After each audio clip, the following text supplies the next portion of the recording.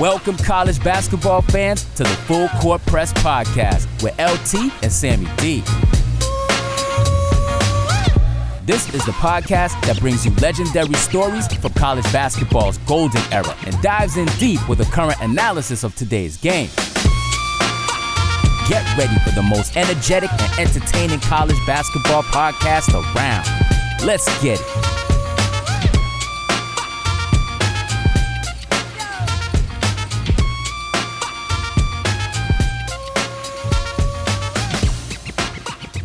Hello and welcome to another Full Court Press Podcast, a college basketball experience. I pronounced it right. Yes. Welcome. We got another great episode. Don't forget to subscribe, rate, and review. Our Twitter handle got changed to @LT and Sammy D1. Don't forget to, if you're watching on YouTube, I need my fade. I'm getting a fade next week. You look so good right now, LT. Thank you. But don't forget to smash the subscribe button, hit it, spank it, whatever you want to do. Like it, comment it. And you know what? The biggest thing is just share with your friends. We really appreciate it. But pass the rock, baby. Pass the rock. Yes. You know, it's funny. We talk about college basketball every week. We don't try to be the college Bible. Because I believe we're 51 weeks of the year. We missed a week due to both of us think out of town. But I think we made up because there's weeks where we have double episodes. So can we say we're 52 weeks a year? Absolutely. Unlike somebody else. It's like somebody else. Okay. Well, I mean, we've been, what episode is this? We're in the 60s now. 63, 64. Less than a year. So for sure. Absolutely. Yeah. I think that's exciting. But, you know, the biggest thing I see a lot of times on social media is they talk about mid-majors and they talk about the Atlantic 10 being a mid-major, the American Athletic Conference. Last week we had Coach Fisher from Temple. Now we're going to stay in the American Athletic Conference, which is pretty much consistent with when we had Coach Jacobs and Coach Amir. But there's always this talk that these American, Atlantic 10, and Mountain West conferences, and we're going to have the commissioner of the Mountain West coming up. So we're going to ask her. I'm going to ask her this question. But there's always this talk that these three conferences are mid-major, but they're not. But they're not Power 5, Power 6, Power 4, whatever it is. They're pretty much a high major. Wouldn't you agree? I mean, the level of talent, the level of coaching. Absolutely. And it's I mean, I think it depends on who you ask, and like we'll always do our here's our top 25 mid-majors, and like we won't put in like American Athletic or Mountain West or A10 and stuff, and people are always getting mad at us. We're like, well, we just don't consider them mid-majors. I mean, they're basketball centric programs, who have, and especially the programs at the top of those conference have really nice budgets for the program. Memphis. To compete on a given day. So it's but yeah, I mean the American Athletic Conference, I mean they have showed up the past couple of years, and it's been fun to watch that conference turn into just a really exciting basketball conference because you're watching some of the best players in the country. And our next guest, even like after the episode, like he was just sharing with us, he's like, we had 15 all-league players. Only one guy came back, which is just crazy. Like it's crazy, right? I mean, it's so. I mean, they're. You want to know why the guy came back? Why is that? Because he's not American. Couldn't get that NIL dollars. Get paid. Yep. So it's but yeah, I mean the talent that this conference is putting out, the past several years is just off the charts, and to be able to watch some of these guys play. I mean, it's this was one of my favorite conferences last year because it's Absolutely. Everybody in the anybody can win on any given day, right? And you saw that even in the conference tournament. But this next coach, I mean, he's born and raised in Texas. Came up through the JUCO ranks, and his Cowboys fan. Yeah, his history of getting up to becoming a head coach at North Texas. It's a fun track to take. And I expect to see some really good things from this program just based on his history. Very gritty teams he coaches. Yeah. He's recognized around the country as one of the best defensive basketball minds in college. Did you see how pissed he got when he said they were 12? Well, I mean, it's like I was kind of annoyed. Well, yeah, I'd be annoyed too. I mean, they were first the year before. They're the best defensive team in the year 2 years ago. Last year, I mean, you're still top 15 defensive programs. I mean, they were 12th last year, first in their conference. I mean, watching the North Texas Mean Green play basketball, it's like, it reminds me of like those early 90s teams that are just, I mean, they're diving for balls. They're checking at half court. Like, it's like they're playing hard 40 minutes of the game. And I mean, they're holding teams to, 50, 60, 65 points a game consistently in one of the best conferences out there. And it's a fun team to watch. And this next guest, Coach Ross Hodge, head coach of the North Texas Mean Green. I mean, he's put a squad together during this summer. Yeah. And don't ever insult the Cowboys. I made a comment, and it was non-controversial, and I'm like, I thought he was going to come through the screen and rip my head off. Nah, it's all good. It's all good. It's a great episode. We talk a little hip hop. We talk a little Texas. We talk a little bit about his coaching track to where he's at right now, and some things to expect this next season. Yeah, I'm really excited for North Texas basketball and also the American Athletic Conference. I think it's a lot of great talent, a lot of great players coming in. Shout out to A-Ting Wright, who from Drake University, who follows the Full Court Press podcast on Instagram. Yes, sir. But, let's get into it. I think we're ready. I don't think people want to hear me rant and rave anymore because I've got nothing else to say. I did drop a hip hop barb. Little good. Damn, it feels good to be a gangster. You got a couple good hip hop things in here for sure. This next episode. So I hope everybody enjoys it. Let's get it, LT. Yep. So let's don't forget to subscribe, rate, and review, and follow us on Instagram and Twitter at LT and Sammy D1. And we'll be back next week. And I'm going to say it properly on the Full Court Press podcast, a college basketball experience. Let's get it. Sam, I got really excited with this next guest when I asked their AD, who's also named Luke. Great people are named Luke. I figured that out. But he says he loves Texas hip hop. And you know what I thought about, Sam? You know what first came to mind? Damn, it feels good to be a gangster. There you go. One of my favorite groups, and actually rated one of the top probably 10 greatest groups of all time, is the Ghetto Boys, and you gotta love Scarface. Man. Yeah. Gotta like it, bringing it back. Bringing it back.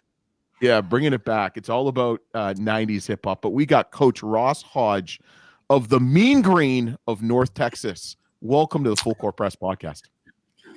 Glad to be here, man. Yeah, I know. You like Ghetto Boys? I do.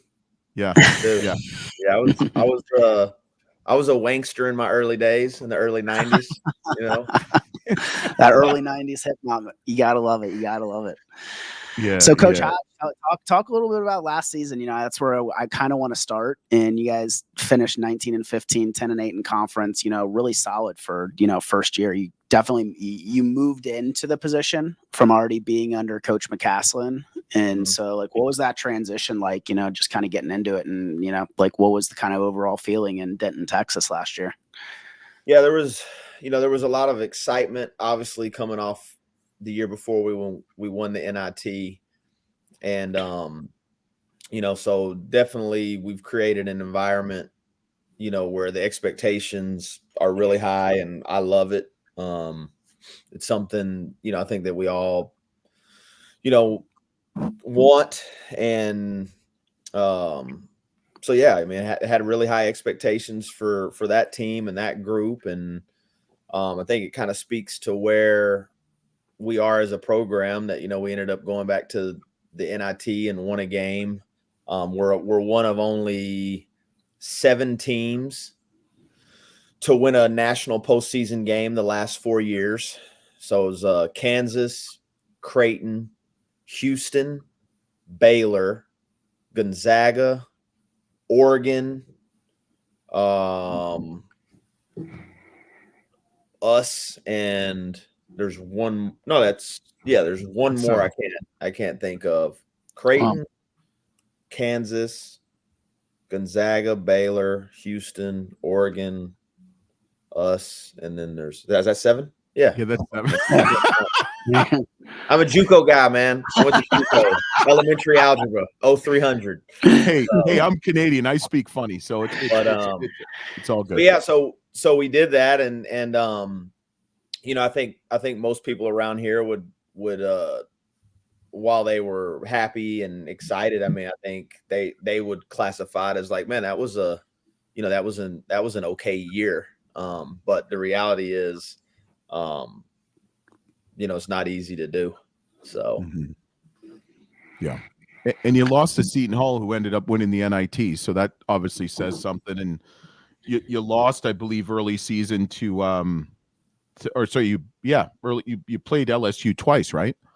Yeah, played LSU the first time in Charleston, and it was a really, really good game. The game before that, we played St. John's in the first round and missed a shot at the buzzer to beat those guys. And the second LSU game could have went either way. And we were talking before I got going. I mean, it's one thing with our schedule. We always try to really challenge ourselves in the non-league, and have consistently, played one of the more difficult non-league schedules really in the entire country. So feel like that, doesn't maybe always translate into wins and losses early, especially when you're trying to figure out who you are in this change in landscape of so much newness with your roster, but definitely feel like it can pay dividends in the back half of the season. Yeah. Talk a little bit about that newness to your team. Like, what was that like? I mean, you've coached under some pretty good coaches like Coach Eustace and McCaslin and things like that. I don't think anyone was training you for like what the landscape is today, especially during the off season and what's going on. Ironically, it kind of takes me back, to my original roots, which was that of being a junior college coach. I played at a junior college. Then I played at a Division II, Texas A&M Commerce for Sam Walker, who was the all-time winningest coach in the history of Texas A&M Commerce, and then went back as an assistant for Bill Foy, who won a national championship at Paris Junior College, and then got the head coaching job at Paris. Was super fortunate. Didn't even realize it at the time how fortunate I really was, but I was like 25 years old when I got the head coaching job at Paris.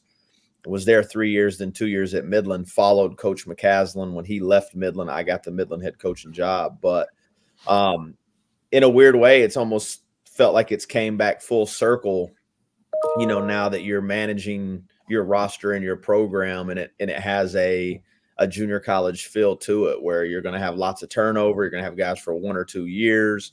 If you get a situation where you have a couple starters back or a couple returners back, it feels, like you're ahead of the curve just because of the amount of turnover. So in a weird way, it's kind of came back. That's kind of what it feels like nowadays. You're trying to assimilate a group of guys together in a short amount of time and get them on the same page. And, it's what junior college is year in, year out. Yeah. But is it really sustainable when it's like 1 year? Because at least with JUCO, you're going to get them for 2 usually. Yeah, maybe. Maybe not. The one thing that we have going is like everybody's dealing with it. It's not a as much as it. And I had to remind our fan base and even myself, at the height of when the transfer portal, and it felt like guys were getting in every day and we were losing guy after guy. And, it certainly can feel like you're the only person dealing with it, but then you look around, all you have to do is like look on the ticker on the bottom of like ESPN, and you just see, I mean, everybody at every level, regardless of success, is losing guys. So at least there's that part where we're all having to deal with it. Yeah. Absolutely. Now, it was interesting because when I first looked at your bio yesterday, it said associate head coach, and I'm like, there's something wrong with this. So I went back to the roster and clicked it again, and you just were, it seemed like it reviewed and whatever, and it said head coach. But so you got the head coaching job on April 2nd. Mm-hmm. If you got on April 1st, would you have thought someone was playing a joke on you? Well, fortunately, we were prepared for, that and had a good feeling. Obviously it's never done till it's done, but, felt like it was going that way. So I think I'd have been good either way. Yeah. Is it with we talk a lot about transfer portal, talk a lot about NIL, conference expansion. You followed Coach McCaslin, right, to North Texas, and then obviously he started just getting an incredible national reputation and everything. Like during those coaching carousel weeks, like is that hard to manage as well? Like wondering if your current head coach is going to stick around, knowing he's getting calls from everywhere. I felt like Coach Mack always did a really good job of just keeping the main thing, and him and I always had a good relationship and an open line of communication. So, through all the cycles of 2020, then 21, then 22, and his name was always a hot topic during that time. Him and I always had a really good dialogue, and was able to not worry about things that weren't real. And when it was real, we talked about it. And so I think every head coach can manage that stuff a little different. But he was always really upfront and honest about what was going on. So it wasn't like any of us were left in the dark. Yeah. So this is the first time we've ever asked this question. So it's either going to go really well or really badly. So I'm okay with that. I have no idea where this is going. So we talk a lot about scheduling, which is obviously a pain in what for everybody. Yep. It seems like we talk about the transfer portal. So you had a player, you unfortunately lost some of your top players in Jason Edwards, Ruben James, and then Aaron Scott. So you guys played St. John's. Mm-hmm. And Aaron Scott was a leading scorer. I think he had 13 points. He goes to St. John's. Okay, he transfers to St. John's. Are you kind of thinking in the back of the mind of some places, some of the scheduling you might not want to do just because you're worried that player might transfer there? Not necessarily. All right, bad question. Just be honest. No, I wouldn't say it's a bad question, because you definitely there is some running jokes in the coaching community about recruit being done in handshake lines, and it's happening, baby. You've heard it. But no, like I said, man, I think ultimately in today's time period of college basketball, man, what you ask of each individual player is to pour their heart and soul into that year and give you everything that you have, and really try to stay as present as you can. And Aaron was a guy that did. He was here for 3 years, and I think at the end of each year, everyone's going to have to sit down and evaluate kind of what's best for them. And I'm not wasting any time thinking about what can be or what is going to be. Just more like, hey, this is what's right in front of us. So. Yeah. So on the flip side of things, I want to go to your team this coming year, right? What were some of the moves you guys made out there? Some of the guys that stayed with you, what's that team looking like this summer? And any of these guys coming in that are surprising you in a really good way with some of these workouts?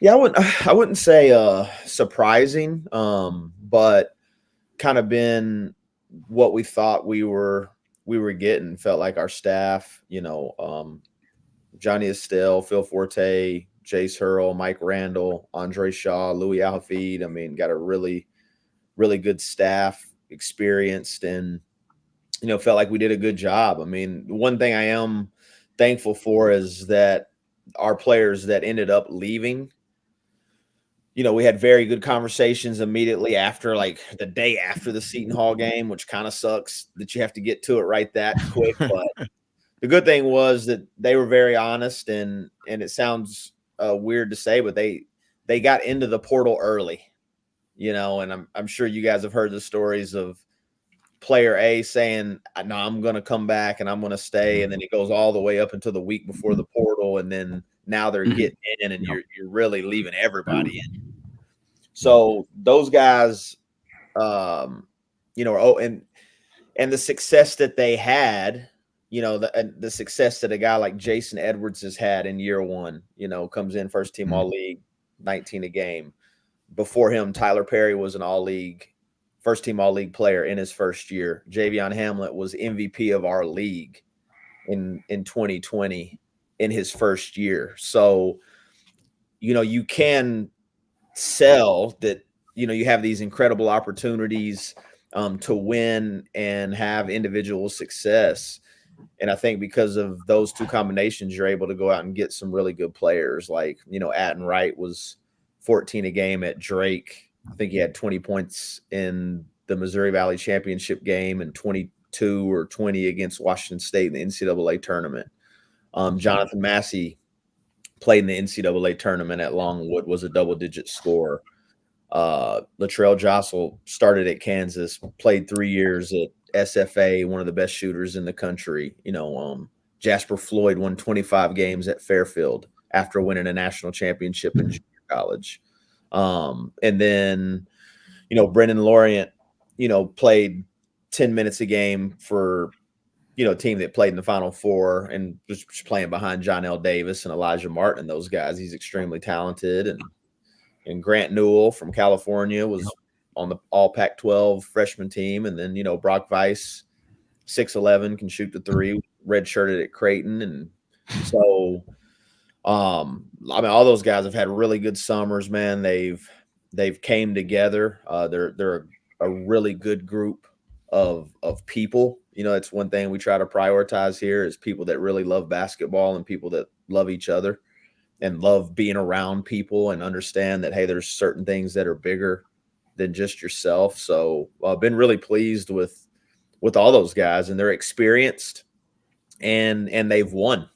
They have experience winning, and now we just got to figure out how we're going to win together here. Yeah. What's the kind of blueprint you're putting for the team? You've been recognized around the country as this defensive mastermind, right? Last year I think you were 12th in the country in defense, first in conference. The year before you guys were first in the nation. How big is defense when you're in these summer camps and recruiting guys? How big is that with your overall picture of the team? Yeah, it's definitely kind of where we start our identity, and that's kind of the framework of why we've been able to have winning records on the road every year as well, in conference. And not last year, but prior to that, I think one of those years we had the best win percentage on the road, had the most road wins of any team in the country. And obviously that's because you can go on the road and defend and rebound, and then we've had elite guard play. So it's definitely, everyone understands when they come here that, that's part of coming here, and a lot of these guys have scored a lot of points, and they actually want to be better defenders, and understand to be the best basketball player they can be. And moving forward from here and in the short term, you got to be able to defend at a high level. And like I said, we were, ended up 12th last year, and that was disappointing. All from the country. Well, about 356, but it was still, again, kind of man, we got to be better than that, and some of that was due to the injuries that we had to deal with. But yeah, we definitely hang our hat on that end of the floor. Yeah. Who would you say has a better defense, the Dallas Cowboys or you? Easy now. I'm born and raised in Dallas, Texas, so you're gonna get me in trouble. Just answer the question, Coach. Oh man, that's good. Is there anybody in Dallas that doesn't like the Cowboys? I feel like the only place in America that likes the Cowboys is Dallas, for the most part. Yeah. You get move-ins like Luke, who like the 49ers and stuff, but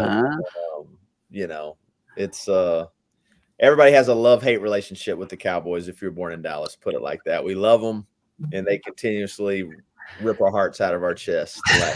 Hey, I live in Akron, which is Cleveland territory, so I know how that works with the Browns. Yeah.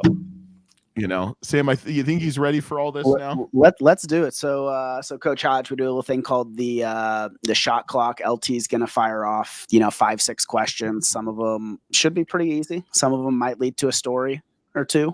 Okay. But yeah, first thing that comes to your mind. Let's let it rip, LT. All right, I'm going to set you up really easy. This is going to be the easiest question probably. If you were putting together a rap group of 4 head coaches in that group, who would the 4 coaches be, and what would be the name of the group? Man, that's a tough one. Good question. That's what you're starting with, LT? Yeah, coming hard, baby. Just like the Cowboys, they come hard. I would go.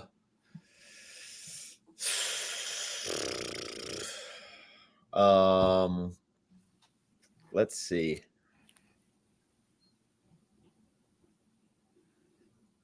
I'd go Eric Musselman, Grant McCaslin, Mick Cronin, and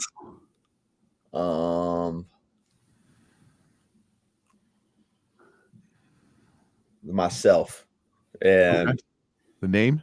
The Shorties. Shorties, that's a good one. I like that. Can't imagine what your hit song would be called, but that's another podcast. One word to describe the American Athletic Conference. Deep. Deep. Okay. Deep. Good answer. One word to describe JUCO basketball. An experience. That's 2 words, Coach. Why would you say it's an experience? I mean, we know a little bit about it. I probably know a little bit more just from the background and stuff like that. We're big JUCO fans, just because it's like you're never going to go to a JUCO game and not see guys just pouring their heart on Larry Johnson. That's all I got to say. Larry Johnson, Odessa. Yeah. I mean, Larry Johnson, Nick Van Exel. So many good ones. Don Kemp. Sam Cassell, Steve Francis. But I've always said, like, I really felt like, being a junior college assistant, like, should be a prerequisite to coaching. Yeah. If you want to coach, like, everyone should have to be a junior college assistant for 1 year, man. And there's such a purity to that level of it, and a lot of times, man, it's it's just such a pure level of basketball. There's not as many eyes on it per se, and it's like, hey, man, you're going to come in and you're going to do what we ask you to do, or you're going to be back home. And there's not going to be a press release about it. There's not going to be any questions about it. You're just and how those guys, like the bonds that were created, even like my junior college teammates and players, it's just a different type of bond, when you're at that level, and just so many hats to wear as a young coach, man. You're like bus driver, the trainer, the laundromat, academic advisor. I mean, you're all of it. So doing laundry. So everybody should experience that for sure.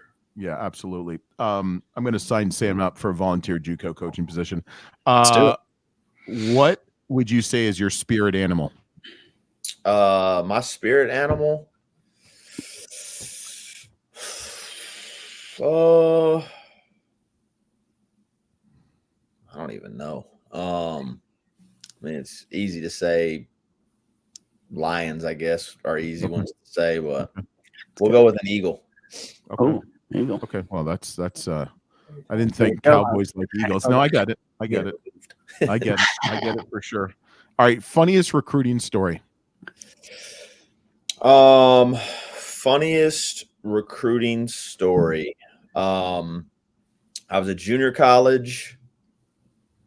I was a head coach at Paris Junior College, and went to recruit a young man in Kingston, North Carolina, and legitimately, country roads, dirt roads, and went out there and told the player if I beat him in a game of horse, he has to come to Paris Junior College.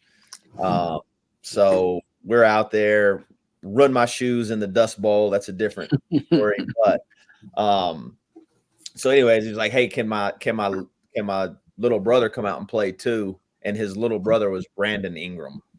Oh, no way.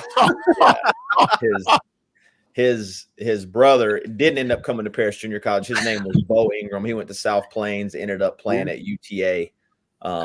but that was just an interesting. And then again, he was just a little brother at the time, but turned into who he was. Yeah, absolutely. That's a great story. One arena you've always wanted to coach in? Probably. I'd like to coach in Assembly Hall. Okay. Haven't played there as an assistant coach or a head coach, obviously, but never been there, never been in it. That and Hinkle, probably. Yeah. Yeah. Just so you can yell Hickory. Yeah. You can yell Hickory.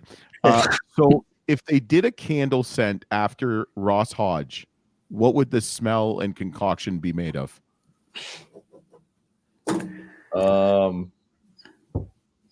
Gotta get some Texas roots in this answer here. Like, what are some popular? I was gonna say, I don't know, strawberry and vanilla, because I like those. There you go. Okay, that's very fresh and clean. Yeah. The song that best describes you. The song that best describes me. Man, these are good questions. I feel like I should be writing some of these down. So when we have our team retreat, I can ask our guys some of these. Hey, just get a hold of me. I'll give you. I got a whole bunch of them.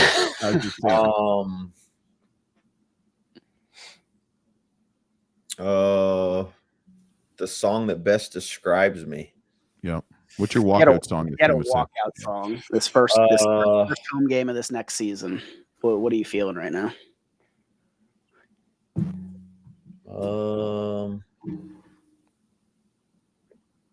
I don't know, man. He's kind of been taking some L's lately, but maybe Started from the Bottom by Drake. I'll take it. Oh wow. Yeah. He wants to be from Texas, but he's from Toronto.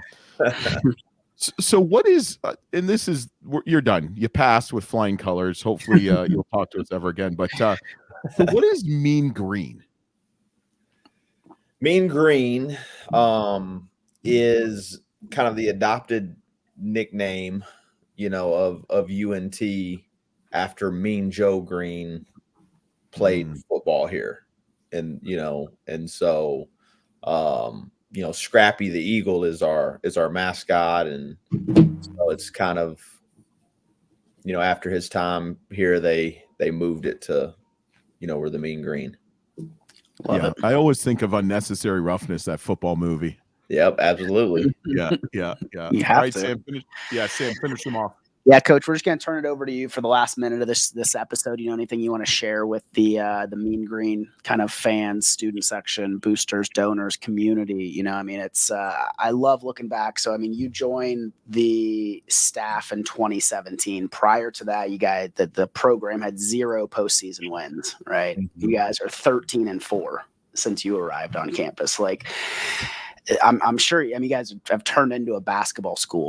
People are excited to show up at games. Like, what's that been like, and like that reception in Denton, Texas, and anything you want to share to those fans?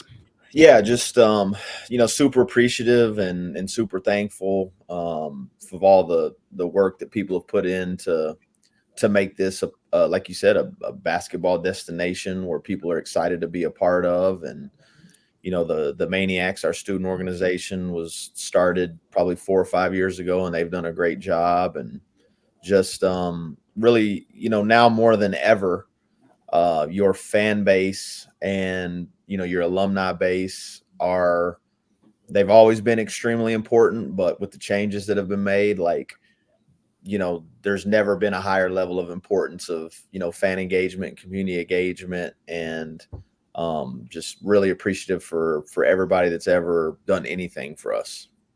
Mm-hmm. Love it. Yeah. So, Coach, you're going to stick with us for one more second, but Sam, I think I'm excited to follow the Mean Green this year as they go for American Athletic Conference glory. Coach, thanks for joining us, and don't forget to subscribe, rate, and review. Follow us on all the social media sites. We're going to have some great clips from this episode, and also to a shout out at A-Ting Wright, who actually follows us. He follows us from his Drake days, so we're excited about seeing him in Brant Newell. But Coach, thanks a lot. Thanks for listening. Thanks for watching. We'll be back next week on the Full Court Press Podcast, a college basketball experience. Let's get it. Yes. Thank you all. All right.